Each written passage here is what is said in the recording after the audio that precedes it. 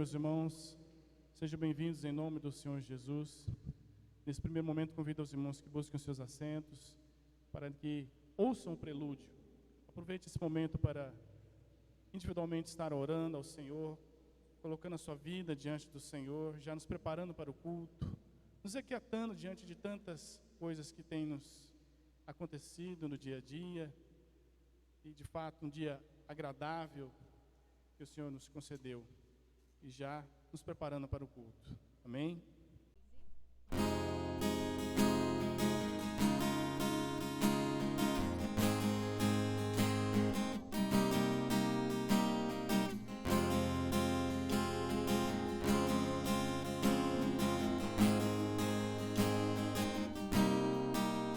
Nós estamos aqui tão sedentos de Ti. Vem, ó Deus, vem, ó Deus, enche este lugar. Meu desejo é sentir Teu poder, Teu poder.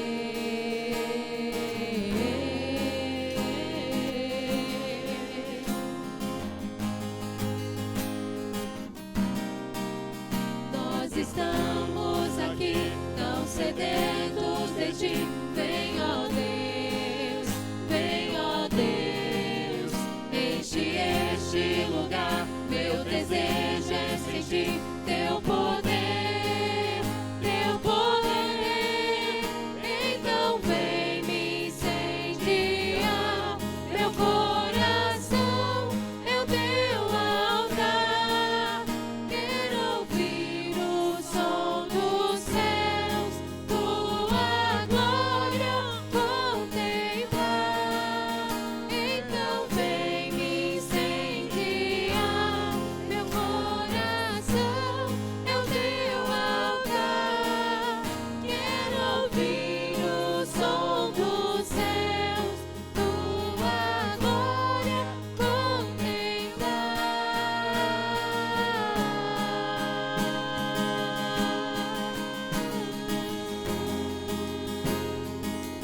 Queremos contemplar, queremos contemplar. Nós estamos aqui tão sedentos de Ti. Vem, ó Deus, vem, ó Deus, enche este lugar. Meu desejo é sentir Teu poder, Teu poder. Então vem me incendiar, meu coração é o Teu altar. Quero ouvir o som dos céus, Tua glória contemplar. Então vem me incendiar, meu coração é o Teu altar. Quero ouvir o som dos céus, Sua glória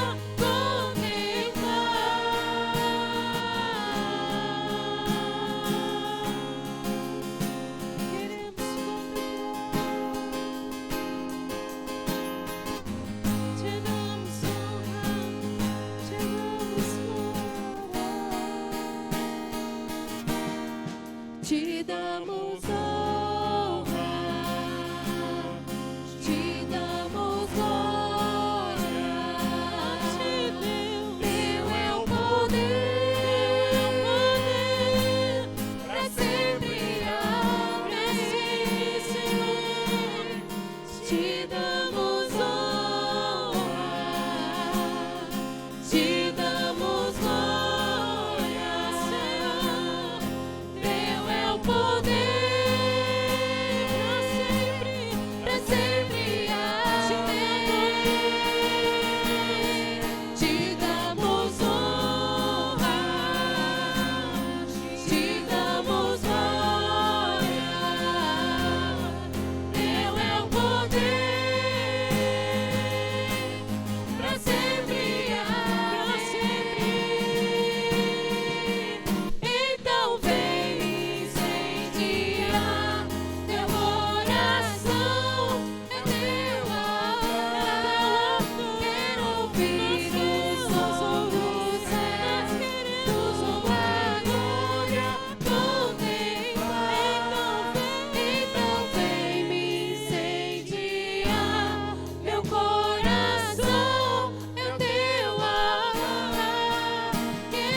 ouvir o som dos céus, tua glória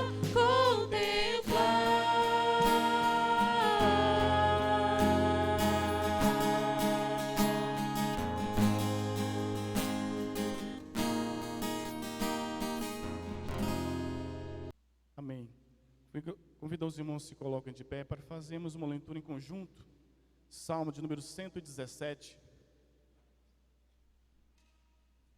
Palavra do Senhor. Salmos de número 117. Leiamos juntos. Amém? Todos acharam? Salmo de número 117. Convido os irmãos que façam essa leitura em conjunto.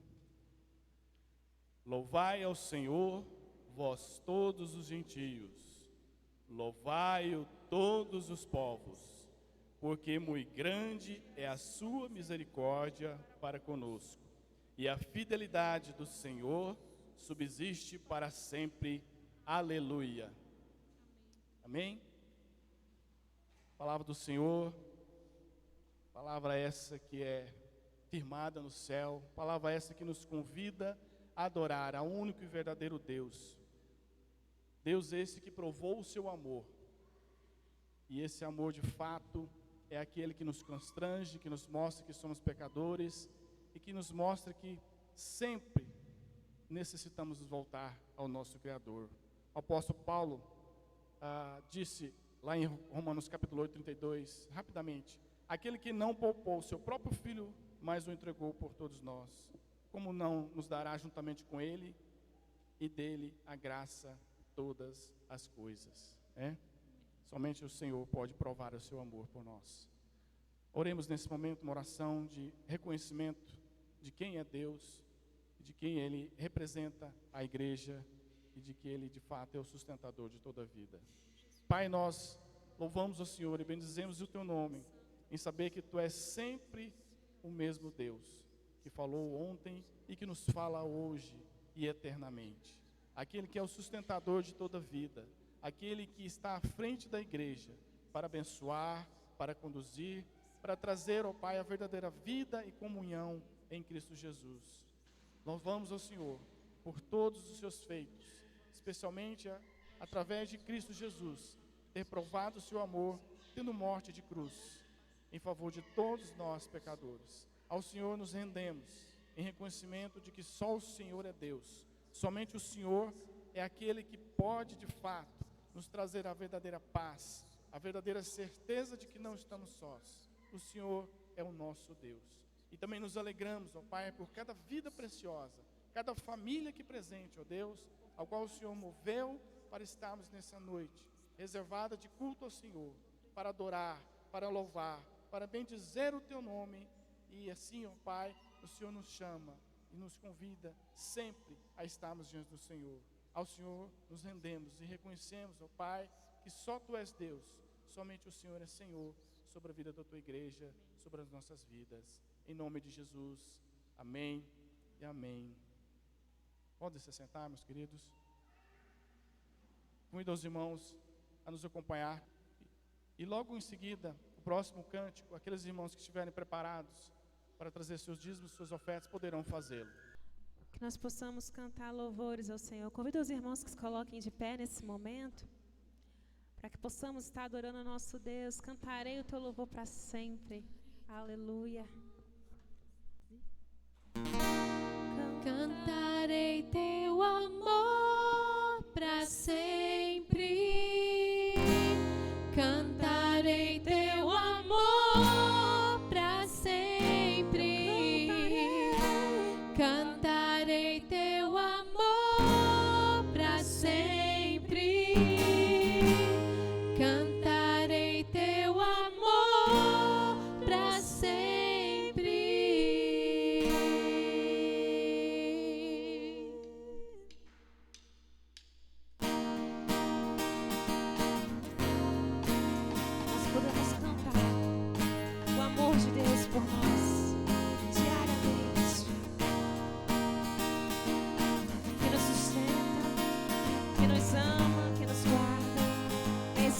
Deus.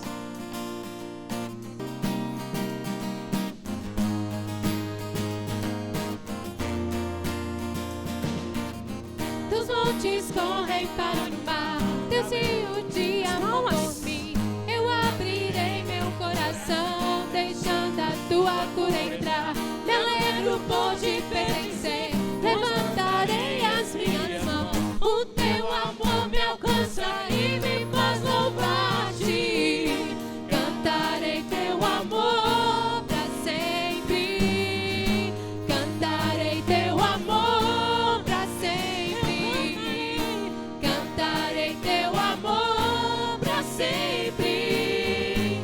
Cantarei teu amor pra sempre. Meu coração exulta de alegria eu canto. Se o mundo conhecer a ti, ele se encherá com a tua alegria. Cantarei teu amor pra sempre. Cantarei teu amor pra sempre. Cantarei teu amor pra sempre. Cantarei teu amor pra sempre. Meu coração exulta. De alegria eu canto. Se o mundo conhecer a ti, ele se encherá com a tua alegria.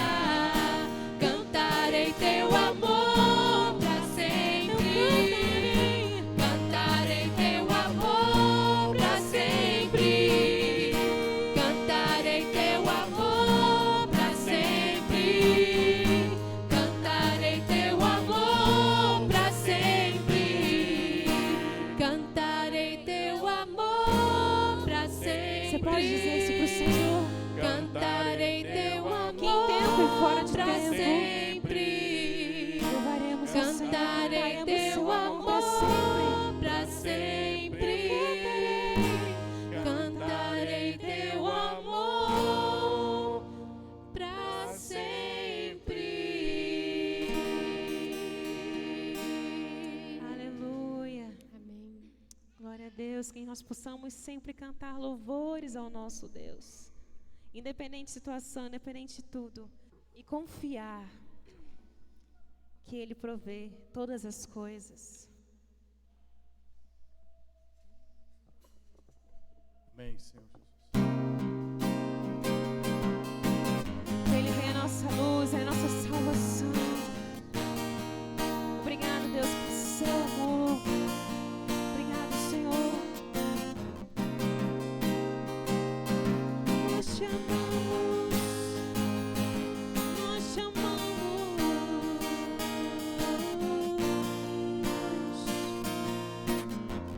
Tu és a minha luz,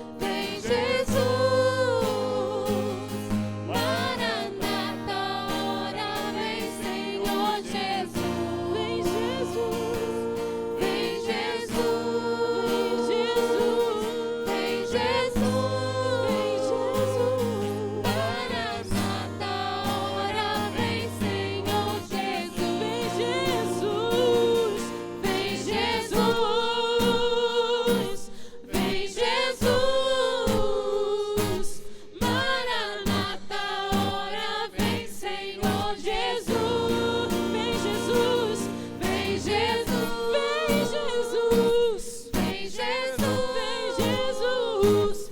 Maranata, ora vem Senhor Jesus. Só em ti confiarei, eu nada temerei. Em frente eu irei, pois eu sei que vivo estás e um dia voltarás no céu pra nos buscar, pra sempre reinarás. Aleluia. Só em ti Declare que você confiarei, confia no Senhor. eu nada temerei. Em frente eu irei, pois eu sei que vivo estás e um dia voltarás do céu pra nos buscar, pra sempre reinarás. Aleluia.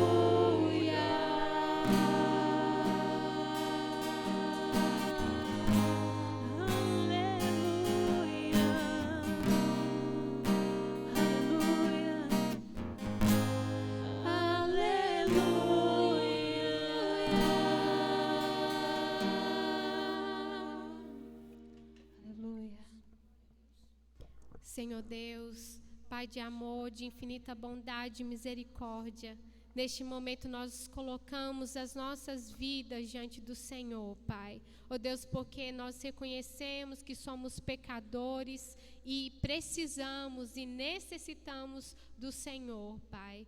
Ó Deus, nós somos pequenos, Pai. Ó Deus, mas nós colocamos as nossas vidas crendo que o Senhor é o Deus poderoso, o Deus que cuida, o Deus, Pai, misericordioso, que tem velado e cuidado de cada um de nós. Nós te louvamos e te agradecemos e entregamos esse louvor no teu altar neste momento, nesta noite, a cada dízimo, a cada oferta colocada, depositada neste momento aqui, Pai, e abençoe a vida de cada irmão que está aqui, Senhor. Ó Deus querido, porque só Tu sabes, só Tu conheces o que cada um necessita, o que cada um precisa, Pai, porque o Senhor sonda os nossos corações e queremos colocar as nossas vidas diante do Senhor, crendo que o Senhor pode libertar, operar, transformar em nome de Jesus Cristo.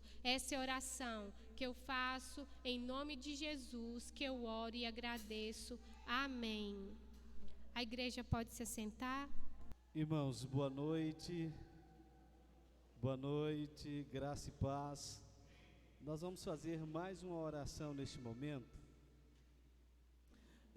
Mês de maio é mês da família. E as nossas famílias sempre necessitam da graça e do cuidado do Senhor nosso Deus.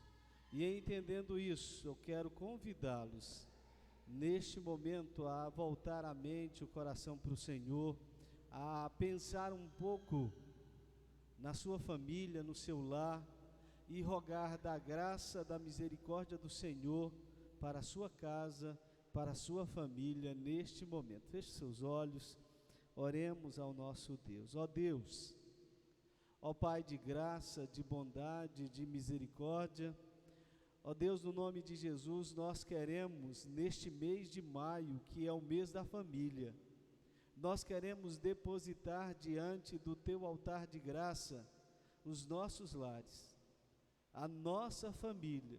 Ó Deus, o Senhor sabe muito bem, ó Deus, o que passamos, o que necessitamos, ó Deus, aquilo que estamos enfrentando, as crises, as lutas, as dificuldades familiares. Ó Deus, nós colocamos tudo isso diante do Teu altar de graça e rogamos misericórdia e rogamos que o Teu Espírito, Senhor, intervenha, traga salvação, traga restauração, traga bênçãos, Pai, para o nosso lar, para a nossa família. Nós entregamos cada família, cada filho teu, ó Deus, que aqui está, aqueles irmãos que estão passando por alguma dificuldade de saúde, ó Pai, nós entregamos todos eles ao Senhor, rogando a tua bênção, a graça e o favor do Senhor sobre as nossas vidas. E agora, ó Deus, que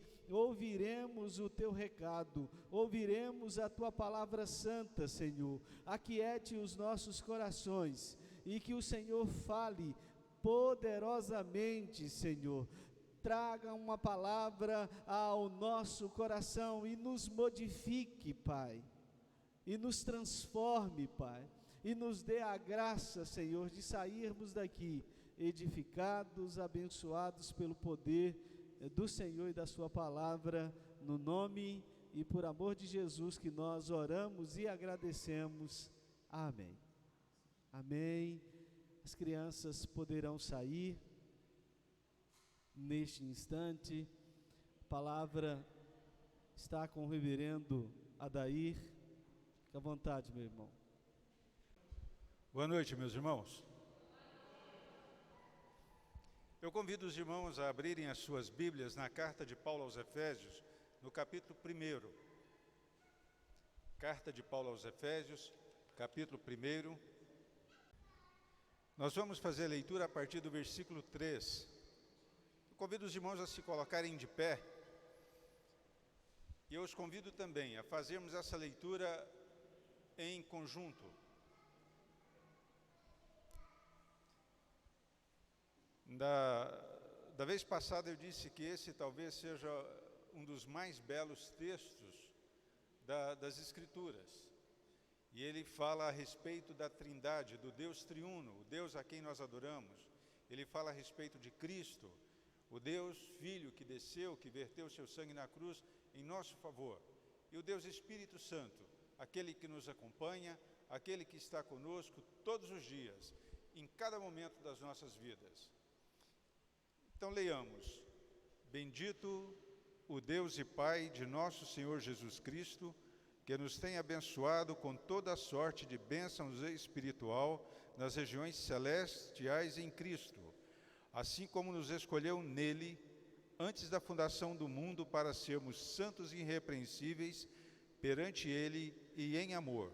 Nos predestinou para ele, para a adoção de filhos, por meio de Jesus Cristo, segundo o beneplácito da sua vontade, para louvor da glória de sua graça, que ele nos concedeu gratuitamente no amado, no qual temos a redenção pelo seu sangue, a remissão dos pecados segundo a riqueza da sua graça, que Deus derramou abundantemente sobre nós em toda sabedoria e prudência, desvendando-nos o mistério da sua vontade, segundo o seu beneplácito que propusera em Cristo, de fazer convergir nele, na dispensação da plenitude dos tempos, todas as coisas, tanto as do céu como as da terra, nele, digo, no qual fomos também feitos herança, predestinados segundo o propósito daquele que faz todas as coisas conforme o conselho da sua vontade, a fim de sermos para louvor da sua glória, nós os que de antemão esperamos em Cristo, em quem também vós, depois que ouvistes a palavra da verdade, o evangelho da vossa salvação, tende nele, também crido, fostes selados com o Santo Espírito da promessa, o qual é o penhor da nossa herança, até ao resgate da sua propriedade, em louvor da sua glória. Até aí. Os irmãos, de pé mesmo, vamos mais uma vez curvarmos as nossas cabeças em oração. Amado Deus que está nos céus, nós estamos diante da tua palavra que foi lida. Agora, ó Pai querido, nós rogamos ao Senhor que o Senhor nos dê do teu Santo Espírito, que Ele possa apossar-se de nós, que Ele possa tirar dos nossos corações tudo aquilo que nos levam para longe de Ti, que a nossa atenção possa estar voltada para a Tua palavra, que eu seja um mero instrumento do Teu Santo Espírito, ó Pai, ao transmitir as verdades que o Senhor me disse para transmitir hoje. Eu rogo, ó Pai, que eu seja um mensageiro fiel à Tua palavra, e que tudo o que aqui for dito sirva para nossa edificação, sirva para nosso alimento ao longo dessa semana. Esta é a minha oração em o nome de Cristo e para o engrandecimento do seu reino. Os irmãos podem se assentar. Meus irmãos, na semana passada, da última vez que eu estive aqui, nós trabalhamos do versículo 3 até o versículo 6. E aqui a perspectiva que o apóstolo coloca é de alguém que está olhando para cima. Ele está olhando para cima e ele também está olhando para o passado. Porque nesses 4 primeiros versículos, o apóstolo vai falar da bênção celestial que somos abençoados todos os dias. Mas essa bênção, ela foi concedida no passado, antes da fundação do mundo. Ou seja, naquela ocasião, Deus, antes mesmo de haver criado tudo o que existe, Ele nos concedeu 3 bênçãos. Quais foram essas bênçãos? A primeira, nós fomos eleitos. Então, Deus nos elegeu nele, ninguém aqui existia, o mundo como o mundo não existia. Então, o que ele nos deu? Essa bênção, ele nos elegeu, porque nós sabemos que nós estamos aqui não por mérito nosso, mas pelos méritos, pela graça, pela bondade exclusiva de Deus. Depois ele vai falar também que ele quer que nós sejamos santos e irrepreensíveis. Ser santo não é fácil no meio de uma sociedade corrupta. Ser santo é muito complicado, é muito difícil. E no passado, aqueles que aceitavam o desafio de Cristo de serem servos dele, sabiam que seriam perseguidos. Alguns sabiam que inclusive corriam risco sério de morte. Mas esses homens e essas mulheres foram valorosos e não negaram o Senhor. Mas eles se tornaram santos e irrepreensíveis. E também eles foram predestinados, ou seja, ao ser predestinados, nós somos enviados para alguma coisa, nós somos mandados para alguma coisa. E a nossa predestinação é que nós fomos predestinados para sermos adotados como filhos de Deus. Então, nós estamos vivendo hoje num mundo em que nós olhamos, e como ninguém traz uma estrela cravada na testa, nós olhamos e ficamos tentando descobrir quem é o nosso interlocutor. Qual é o compromisso dele com Deus? E não é difícil ele mostrar logo, logo que ele não tem compromisso nenhum com Deus. Na maioria das vezes, são homens que estão mancomunados com o espírito desse século. Mancomunados, comprometidos com esse espírito. E eles querem Deus bem longe deles.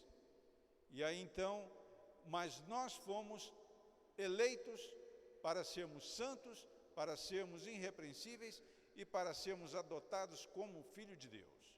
E agora aqui, a partir do versículo 7, ele muda essa perspectiva. Ele agora está olhando de cima para baixo. E ele está falando das bênçãos que nós estamos recebendo aqui e agora. Prestemos bem atenção no que ele quer dizer. No qual temos a redenção. O que é a redenção? Essa palavra em português, ela talvez diga muito pouco. Talvez ela não diga quase nada do significado que ela tem no idioma original.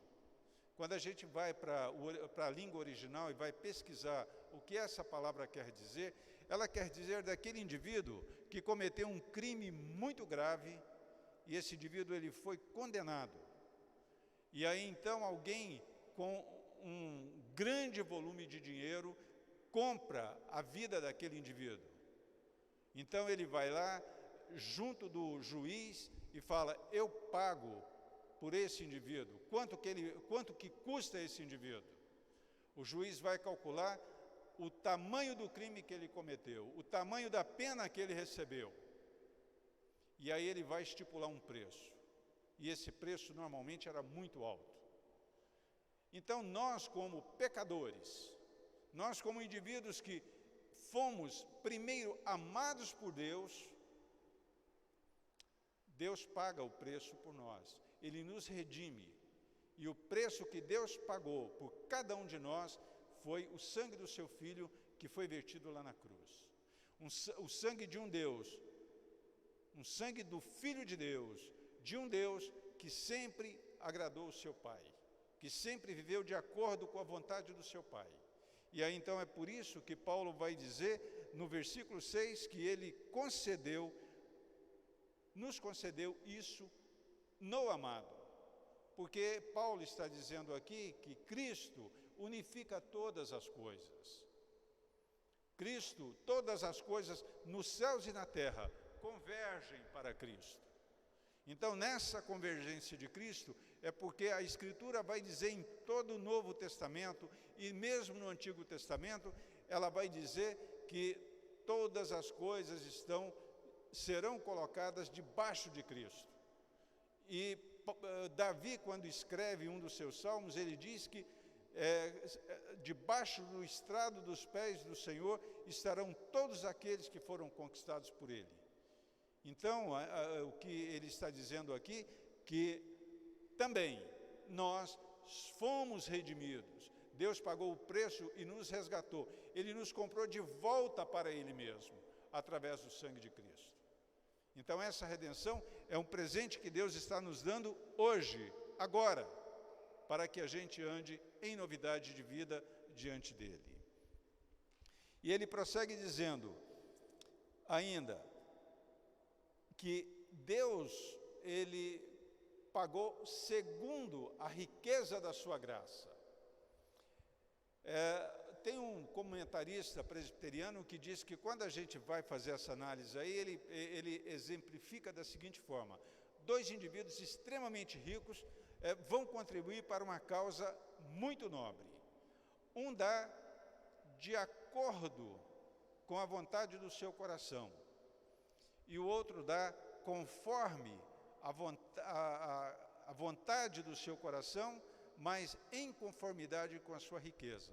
Aquele primeiro deu uma oferta, mas foi uma oferta miserável, uma oferta pequena, uma oferta, segundo Jesus Cristo diz, quando ele estava na porta do templo, ele viu pessoas contribuindo com grandes somas de dinheiro no gasofilácio. Mas entrou uma viúva extremamente pobre, e aquela mulher chegou, tirou uma única moeda e colocou no gasofilácio.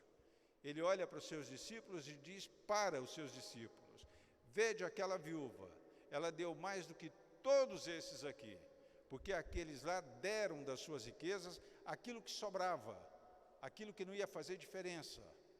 Mas aquela mulher deu tudo, ela deu todo o seu sustento. Ela entregou aquilo e ela não sabia como seria o dia de amanhã, mas ela confiou em Deus e entregou tudo. Deus fez a mesma coisa conosco. Ele deu conforme a riqueza da sua graça. Então Ele nos deu de uma maneira, Ele se deu a nós de uma maneira soberanamente sobejante. Sobrou. Foi uma medida recalcada, foi uma medida que transbordava. Tal foi o perdão que Deus nos deu. Porque remissão e perdão precisam andar juntos. E essa colocação que Deus faz para nós, que o apóstolo fala, que nós fomos redimidos, segundo o beneplácito da vontade de Deus, e Ele derrama bênção sobre nós de uma maneira abundante. Ele quer dizer que nós também, quando temos um confronto com os nossos irmãos, nós devemos perdoá-los, conforme a riqueza da graça de Deus em nós. O perdão é uma coisa que faz muito bem, não para quem recebe, mas para quem perdoa. Porque quando nós perdoamos, a gente diz que aquela ofensa do nosso irmão, ela não nos afeta mais. E a pior coisa que tem é a gente viver com uma ofensa que nos afeta todos os dias. Então Deus nos perdoou de uma maneira tal que Ele diz que os nossos pecados serão jogados no fundo do mar. E se nós imaginarmos, alguém aqui já mergulhou abaixo de 50 metros? Meus irmãos, a cada 100 metros, quando o indivíduo mergulha, com 25 metros, ele tem meia atmosfera de pressão em cima dele. Com 100 metros, ele tem uma atmosfera. Com 125 metros, ele tem 2 atmosferas. acima de 300 metros, ele precisa de um gás colocado à força no pulmão dele. Acima de 1000 metros, o homem não mergulha, porque não existe equipamento para o homem mergulhar desarmado. Para ele mergulhar abaixo disso, ele precisa de um aparelho, e esse aparelho, à medida que ele vai aprofundando mais, as paredes precisam ser muito engrossadas. Nós temos lugares no oceano que tem 12 quilômetros de profundidade. Se o meu pecado está lá, ele não consegue vir à tona de maneira nenhuma. Então Deus prometeu a cada um de nós que os nossos pecados serão lançados no mais profundo mar. Quer dizer, de lá eles não sairão de maneira nenhuma. Ele diz que quanto dista o Oriente do Ocidente, e quando a gente olha para o céu estrelado, eu moro aqui no Jaó e lá falta luz quase todos os dias, então dá para a gente olhar para o céu e ver o céu bastante estrelado, apesar da luminosidade em volta. Mas ele diz que quanto dista o Oriente do Ocidente, assim nós seremos separados dos nossos pecados, porque Deus nos perdoou. E o pecado que nós cometemos não o afeta mais, porque Jesus Cristo verteu o sangue dele lá na cruz e nos redimiu para o próprio Deus. E aqui no grego também a gente vai encontrar essas duas palavras, sabedoria e prudência. O que é a sabedoria para você? A gente acha, existe duas coisas, sabedoria e siso. O indivíduo que tem siso, muitas vezes o indivíduo ele tem muito conhecimento, mas não tem sabedoria. Ele é apenas um livro como outro qualquer. Ele conhece muita coisa, mas ele não tem sabedoria para poder usar esse conhecimento. A sabedoria em grego quer dizer o seguinte: eu tenho um conhecimento e eu sei usar esse conhecimento com maestria. Então, Deus nos deu sabedoria para que a gente possa viver em paz com os nossos irmãos.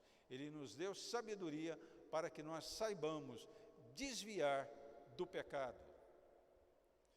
Em um dado momento, Deus conversa com Caim, e Caim diz que não sabia onde estava o irmão dele. Ele mentia para Deus, mas Deus diz: eu sei o que você fez. E aí ele fala que o pecado dele agora, por causa do pecado que havia cometido, Deus ia matá-lo. Aí Deus diz para ele: o teu pecado jaz à porta, cabe a você dominá-lo. Então todos nós somos pecadores. Querendo ou não, nós escolhemos o pecado que vamos cometer. Porque o tentador coloca o pecado na nossa porta. Cabe a nós nos dominarmos para evitar de pecar e para, dessa forma, andarmos em comunhão com Deus. E essa sabedoria, ela foi derramada sobre nós de maneira abundante, transbordante.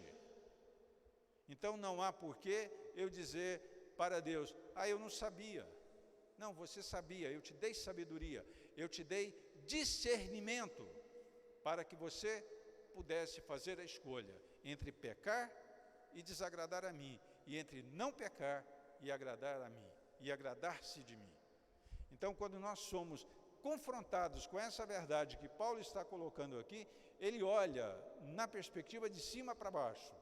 Nós devemos louvar o nosso Deus com a nossa vida diária, com a nossa obediência diária, com a nossa obediência em todo o tempo.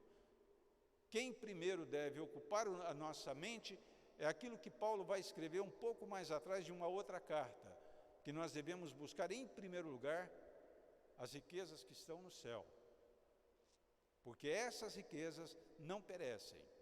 Se eu busco as riquezas da terra, a traça come, a ferrugem come, o ladrão leva, mas as riquezas que ele nos oferece é uma riqueza que está lá no céu, e nós só podemos tomar posse dessa riqueza se nós vivermos em obediência a Deus.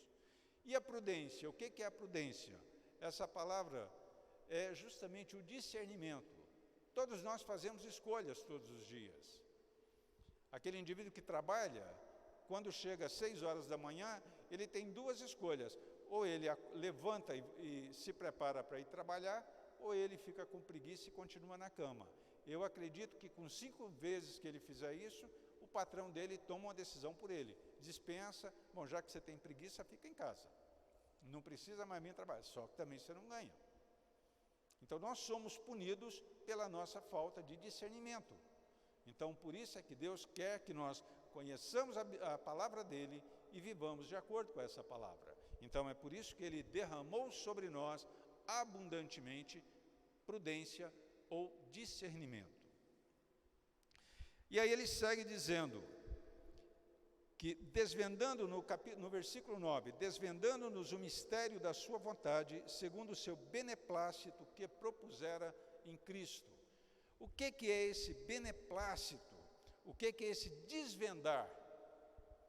Esse desvendar, imagine o seguinte, todos nós aqui conhecemos alguém que frequenta uma irmandade secreta, maçonaria, Rosa Cruz, Cavaleiros do Templo e coisas por aí afora. Essas pessoas, quando vão a esses cultos, elas aprendem coisas novas, mas essas coisas são ditas a elas, você não pode revelar a ninguém. É um mistério. E isso também é utilizado muitas vezes como uma isca, como um chamariz para novos adeptos. Agora, qual o mistério que Deus está desvendando para nós?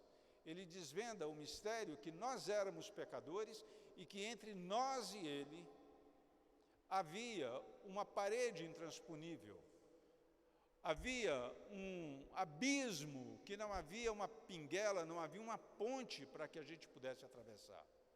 Mas através de Cristo, através daquela cruz lá no Calvário, agora nós temos essa ponte que nos liga a Deus. Agora nós podemos ir a Deus. Então ele desvenda o amor que ele teve por nós, ao mandar o seu filho aqui morrer na cruz, para que a gente tivesse os nossos pecados perdoados, para que as nossas transgressões fossem lavadas, e agora nós pudéssemos nos aproximar de Deus. E Paulo vai dizer que nós devemos nos aproximar de Deus com ousadia. A gente não precisa aproximar de Deus com temor, quando nós obedecemos à vontade dEle, quando nós andamos de acordo com a vontade dEle, nós podemos chegar diante dEle com ousadia, e podemos orar, assim como Paulo orou, assim como Eliseu, ele quando passou uma temporada nas suas caminhadas, passando por Sunem, havia uma senhora rica, casada, o seu marido era velho, e ela não tinha filhos. E aí ele pergunta para ela um belo dia, o que eu posso fazer por você? Nada, eu estou junto dos meus familiares, eu estou em casa, eu tenho tudo o que eu preciso. Aí ele fala, você não tem filho, daqui 1 ano você vai ter um filho. No ano seguinte, quando ele volta lá, ela está com aquela criança nos braços. Alguns anos depois, aquela criança morre, ele tem uma dor de cabeça, é levado para casa e morre. A mulher não conversa, chega para os seus criados, coloca a criança na cama do profeta. Ela havia mandado construir um apartamento para o profeta quando ele passasse por lá. E depois que eles colocaram a criança na cama, ela falou, arreia o jumento para mim. Arriar o jumento, ela montou naquele jumento e saiu, foi atrás do profeta. Quando o profeta olhou e a viu chegando, ele fala para o criado dele, a sunamita está chegando, Deus não me mostrou por quê. Aí ela chega, se lança aos pés do profeta e diz, a criança morreu. O profeta entrega o seu bastão para o seu criado e fala, vá correndo, não fala com ninguém, chega lá, coloca o bastão em cima junto do rosto da criança. E ele vai junto com a sunamita. Quando chega, o milagre não aconteceu.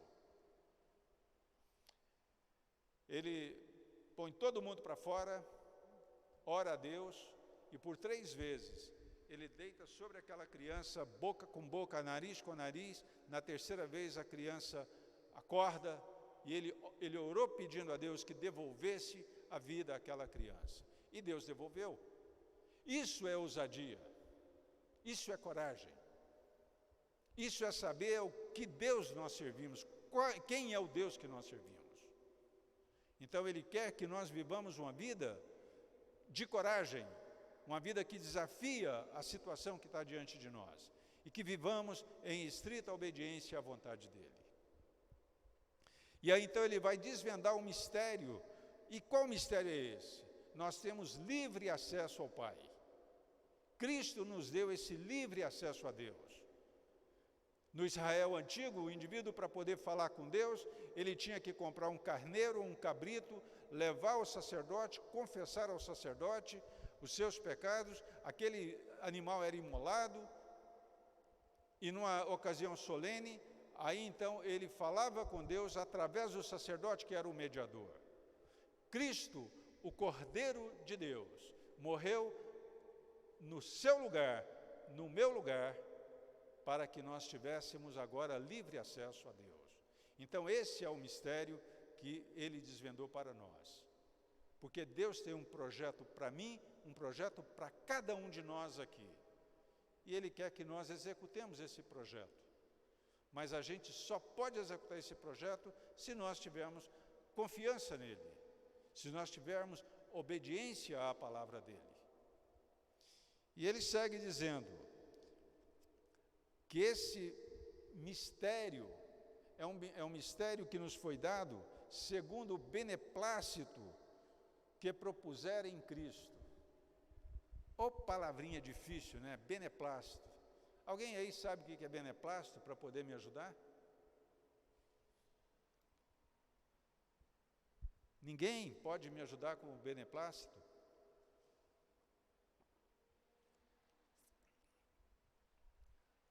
Beneplácito, meus irmãos, é a vontade de Deus sendo executada. Então Deus é uma palavra que em português a gente conhece muito pouco. Eu duvido que alguém aqui tenha, aquele que mais leu romances na vida, mais leu livros, José de Alencar, Machado de Assis,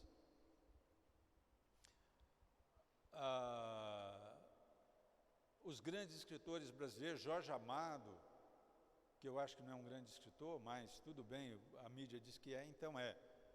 Você não vai achar essa palavra, porque beneplácito quer dizer exatamente isso. Aquilo que Deus acalentou na sua própria vontade, na sua mente, para fazer a sua vontade. Então, a vontade de Deus era que Cristo viesse, e Ele propôs que em Cristo todas as coisas, todas, nos céus e na terra, estivessem debaixo do controle de Cristo. Quando você abre a sua Bíblia lá em Hebreus, no capítulo 1, os 4 primeiros versículos, vai dar uma noção bem clara do que é que não Paulo, porque a gente não sabe direito quem foi que escreveu Hebreus.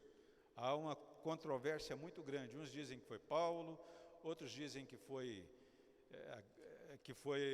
Apolo, outros dizem que foi Barnabé, outros dizem que foi Priscila e Áquila, mas veja o que o autor de Hebreus fala a respeito de Cristo. Havendo Deus outrora falado, muitas vezes e de muitas maneiras, aos pais pelos profetas, nesses últimos dias nos falou pelo Filho, a quem constituiu herdeiro de todas as coisas, pelo qual também fez o universo. Ele, que é o resplendor da sua glória, a expressão exata do seu ser, sustentando todas as coisas pela palavra do seu poder, depois de ter feito a purificação dos pecados, assentou-se à direita da majestade, nas alturas, tendo se tornado tão superior aos anjos, quanto herdou mais excelente nome do que eles. Então, isso aqui é a descrição de Cristo, pelo autor de Hebreus. Eu acho que foi Barnabé que escreveu, mas há controvérsias. Então, aqui ele descreve, em poucas palavras, quem é Jesus Cristo. Então, é a respeito desse Cristo, desse Filho de Deus, que se tornou o Cordeiro de Deus, que derramou o sangue dele para nos redimir, para nos perdoar e agora sim nos fazer filhos de Deus. E aí ele continua dizendo: nele digo, no qual fomos também feitos herança, predestinados segundo o propósito daquele que faz todas as coisas conforme o conselho da sua vontade. Então, o Deus que nós servimos, meus irmãos, é o único ser completamente independente no universo. Quem aqui tem acompanhado o noticiário? Desde terça-feira da semana passada, Israel está debaixo de um foguetório sem tamanho. O mundo está numa risca, numa linha, numa corda bamba muito tênue para entrar numa guerra de proporções mundiais. E ontem, eu dando uma folheada na internet, vendo alguns pastores, está dizendo: Cristo vai voltar até o final do mês. Aí eu lembro daquilo que está lá em Mateus, pelo capítulo 11 mais ou menos, que Mateus está dizendo: quando ouvirdes falar de guerras, de rumores de guerras, sabei que está próximo o verão. Depois a gente vai em outro lugar, a gente vai lá e diz que quando a figueira completar o seu tempo, Cristo vai voltar. Essa figueira, em todos os aspectos, é Israel. Esse povo, ele passou longe de Deus, ele passou longe da sua terra, 400 anos no Egito, mais 70 anos na Babilônia, voltaram. Em 1948, mais ou menos, um brasileiro chamado Oswaldo Aranha, era o chanceler do Brasil, na ONU, ele presidiu a sessão que criou o Estado de Israel, que nós conhecemos hoje. Se a gente fizer a conta, são 73 anos passados.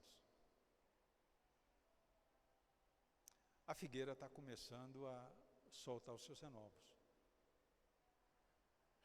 Por que eu estou dizendo isso? Porque é preciso que nós estejamos apercebidos de que a volta de Cristo está próxima. Ela estava próxima quando Paulo escreveu o que nós lemos em Efésios. Ela estava próxima quando os cristãos foram perseguidos por volta do século III e IV depois de Cristo. Ela estava próxima quando no século XVI e XVII a Igreja Católica criou a Inquisição. Ela estava próxima em 45, quando Hitler estava barbarizando a Europa inteira.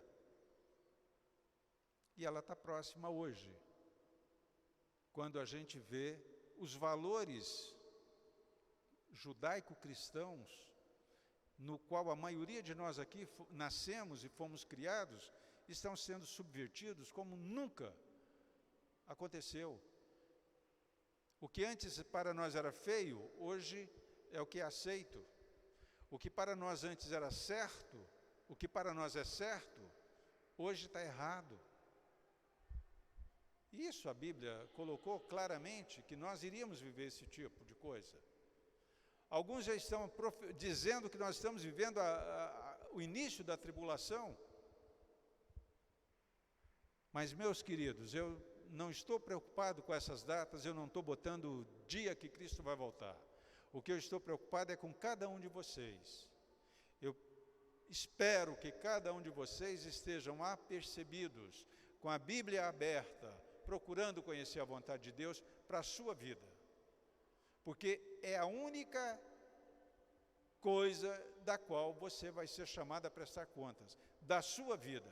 Você não pode prestar contas o marido não pode prestar contas pela esposa, a esposa não pode prestar contas pelo marido, o pai não pode prestar contas pelo filho, nem o filho prestar contas pelo pai. Ezequiel dizia lá no capítulo 17 dele que a alma que pecar, essa morrerá. Mas aquele que se voltar para Deus e que se arrepender, viverá. Se o indivíduo passou 40 anos da sua vida sendo ímpio, cometendo injustiça, mas ele se arrepender e se voltar para Deus, ele vai ser perdoado e ele viverá. E não adianta o indivíduo passar 70 anos da sua vida sendo correto, sendo devoto, estando na presença de Deus, mas se esse indivíduo começar a praticar iniquidade, começar a praticar pecado e morrer cometendo pecado, ele vai se perder, ele vai ser condenado. Então, meu querido, eu quero que você se aperceba, que você saiba que nós estamos vivendo dias ruins, dias maus, e é preciso que você conheça a vontade de Deus, para que você tome posse das bênçãos que Deus tem reservado para você. O armazém de Deus é gigantesco. As suas bênçãos, aquelas que você não tomou posse delas, estão guardadas. E a vontade dEle, o desejo dEle, é te dar todas essas bênçãos. Ele só requer de você a mesma coisa que Ele dá a nós: fidelidade, obediência à palavra dEle, obediência à voz dEle. E o Espírito Santo, que testifica para você que você é filho de Deus, é o mesmo Espírito Santo que testifica a Ele que nós estamos andando em conformidade com a vontade dEle. Então, meu querido, pense nisso. Pense nisso. E eu recomendaria a você a decorar esse texto, como você decorou o Salmo 23. Quantos aqui sabem o Salmo 23 de cor? Levante a mão. Então, meus queridos, eu desafio você a pegar do versículo 3 ao versículo 14 de Efésios 1. Leia essa semana, todos os dias, uma vez por dia. E você vai ver quanta preciosidade, quanta joia, quanta riqueza existe nesse texto. Quanta riqueza existe nas promessas de Deus para nós que vivemos de acordo com a vontade dEle. Que Deus possa abençoá-los ao longo dessa semana. Que Deus possa guardá-los. Que o Espírito Santo seja o seu companheiro ao longo dessa semana. Que Ele fale ao seu ouvido, dia após dia, das riquezas que Deus tem reservadas para cada um de vocês. Que Ele seja aquele que vai direcionar o seu caminho. Daqui a pouco nós estamos terminando. Pegue a coroa de santidade que eu posso ver sobre cada uma das cabeças aqui e leve essa coroa para casa com você e ande com ela sobre a cabeça todos os dias até o próximo domingo. Veja que no meio de tanta tribulação, de tanta dificuldade, você vai achar momentos para louvar a Deus, para agradecer a Deus, porque Ele está cuidando de você. Você vai aprender a contar as bênçãos de Deus na sua vida todos os dias. E vai ver o livramento que Deus vai lhe dar diariamente.